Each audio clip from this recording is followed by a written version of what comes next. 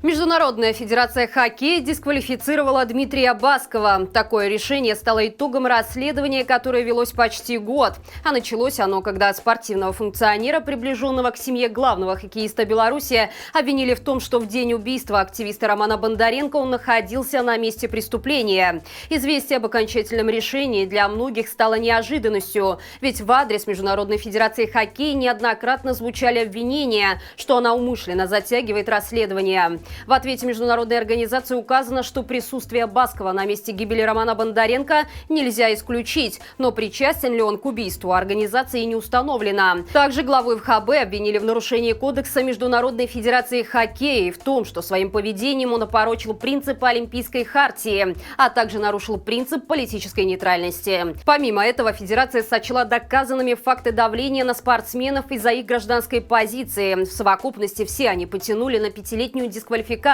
Теперь Дмитрий Басков не может занимать никаких официальных должностей в хоккее и обязан уйти как с поста председателя ФХБ, так и с других ответственных постов, коих одиозный персонаж насобирал немало. В ответ на это Федерация хоккея Беларуси кинулась защищать своего начальника, заявив, что решение будет обжаловано в спортивном арбитражном суде в Лозанне и что Басков продолжит исполнять свои обязанности. Отметим, что невыполнение постановления организации может повлечь за собой дисквалификацию всей Федерации хоккея Беларуси и отстранение как сборной, так и клубных команд от участия в любых международных соревнованиях.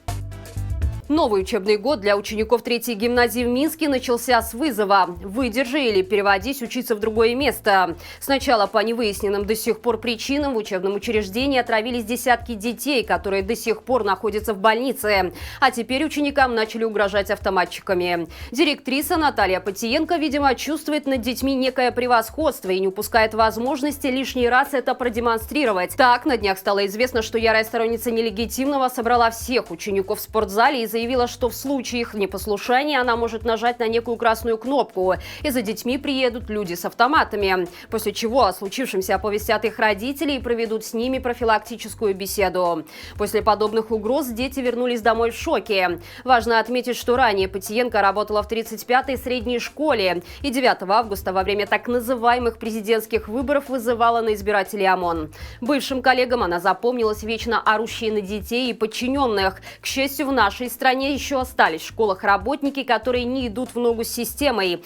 К примеру, в Витебской средней школе номер 44 на президентских выборах победила Светлана Тихановская. В связи с чем уже с нового учебного года директор Сергей Питаленко на работу так и не вышел. На его место поставили более лояльную к режиму Лукашенко директрису Елену Мирзабекян. Остается надеяться, что красной кнопкой угрожать детям она не начнет. Незаконная власть много рассказывает о том, что протесты сдулись, да и вообще никакой угрозы хрустальному сосуду стабильности они не представляли. Тем не менее, как показывает практика, верные сторонники Лукашенко всегда готовы сделать стойку по команде ФАС. Так произошло сегодня утром, когда около 50 жителей Минского района Кунцевщина решили выйти на протестный марш под ВЧБ флагами. Судя по всему, силовики узнали по своим каналам о готовящемся мероприятии и были готовы устроить хапун с членовредительством. Однако наученные опытом взаимодействия с карательной системой партизаны смогли вовремя рассредоточиться. По сообщениям правозащитного центра «Весна», облава началась на улице Притыцкого. Около 8:20 утра очевидцы наблюдали типичную для текущих белорусских реалий картину. Синий бус и лежащий возле него человек в наручниках. Зрители канала «Белсат» поделились подробностями происходящего. По словам источника, участников марша заранее оповестили о затаившихся в кустах носителях погон. Они отметили, что силовики были растеряны и, возможно, не ожидали увидеть такое количество протестующих. Очевидцы предполагают, что у сотрудников была задача схватить хоть кого-то, чтобы не получить по шапке от начальства. В итоге задержать удалось двоих мужчин – Дмитрия Полякова и Алексея Бусила. Что ж, улов, мягко скажем, небогатый. Видимо, силовики очень устали от бессмысленной гонки за вымышленными врагами. Но чтобы не лишиться своих заработанных непосильным трудом зайчиков, продолжают по инерции имитировать бурную деятельность. Более половины бюджета, выделенного на дожинки в Кополе, уйдет на оплату выступления группы «Фабрика». Как стало известно из тендера на сайте госзакупок, гонорар популярных 2000-х исполнительниц составит около 25 тысяч долларов. При этом на всю организацию главного аграрного события года планируется потратить немногим более 40 тысяч. Что интересно, настоящие труженицы белорусских фабрик, скорее всего, таких денег им в глаза не видели. Как, впрочем, и местные артисты, оплата услуг которых выглядит предельно скромно на фоне гламурных выпускниц «Фабрики звезд». Так, за свое выступление перед тружениками села главный фиберже белорусской эстрады Александр Солодуха получит скромную $1000, а ведущий светского мероприятия посреди колхозных угодий Полине Шубе достанется и того меньше – всего 600 условных единиц.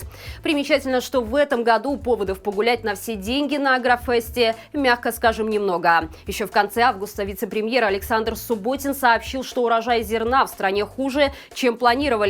Более того, в соседней Литве население, которое в 3 раза меньше, зерна намолотили намного больше. Впрочем, ничего удивительного, ведь в Беларуси куда успешнее умеют молотить людей. К слову, тот же чиновник Субботин сразу же успокоил граждан тем, что, цитата, «мы не будем голодать, и наши животные не будут голодать». А вот это уже прекрасный повод пойти на дожинки и сплясать, как в последний раз, под «Люли мои люли».